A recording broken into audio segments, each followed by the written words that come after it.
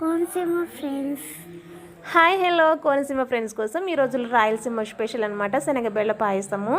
శనగబేళ్ళ అనగానే ఏదో అనుకున్నారు, కంగారు పడకండి. శనగపప్పుతో పాయసం అనమాట. దానికోసం ఏదైనా మెజర్మెంట్ తీసుకోండి. 1 కప్పు మాత్రం శనగపప్పు తీసుకోండి. అదే కప్పుతో 1.5 వరకు బెల్లం తీసుకోవాలి. ఇది బెల్లంతో చేస్తారనమాట స్వీటు. నెక్స్ట్ ఒక 1/2 కప్పు వరకు సగ్గుబియ్యం అనమాట, ముందే నానబెట్టుకోండి కొంచెం. నెక్స్ట్ ఏమంటే కొంచెం నెయ్యి, డ్రై ఫ్రూట్స్ అనమాట. శనగపప్పు అయితే శనగబెళ్ళు కొంచెం వాష్ చేసుకొని 2.5 గ్లాసెస్ వాటర్ వేసేసి కుక్కర్లో పెట్టేసేయండి.